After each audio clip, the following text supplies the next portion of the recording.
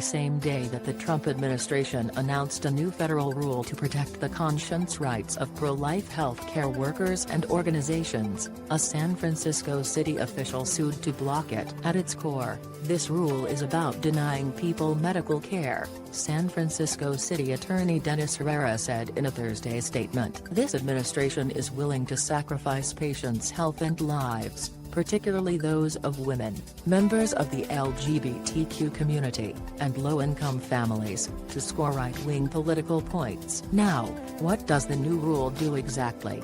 It merely changes the enforcement mechanisms for federal laws that are already on the books to protect the conscience rights of, as President Donald Trump said, physicians, pharmacists, nurses, teachers, students and faith-based charities. Those enforcement mechanisms have been stepped up, an administration official explained to reporters Thursday, because the previous Obama-era rule was found insufficient to adequately enforce federal conscience protections. A fact sheet from the Department of Health and Human Services outlines the various pre-existing laws and policies from which the rule draws its enforcement authority. Despite these facts, the Herrera said the administration is using people's health as a political football to prioritize religious beliefs over patient care. The new rule requires cities like San Francisco, in all circumstances, to prioritize a staff person's religious beliefs over the health and lives of patients, the city attorney's news release contends. So,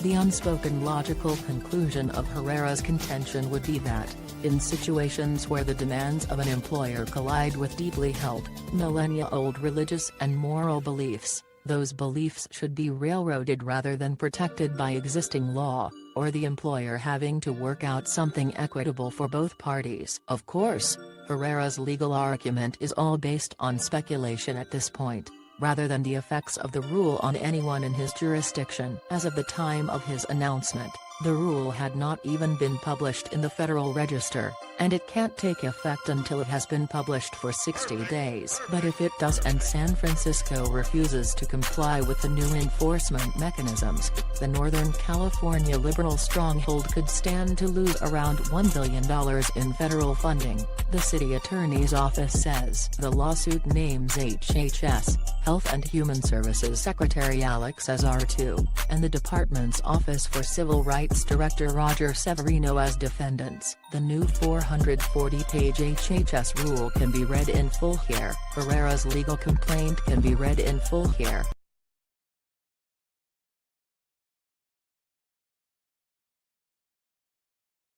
Yeah.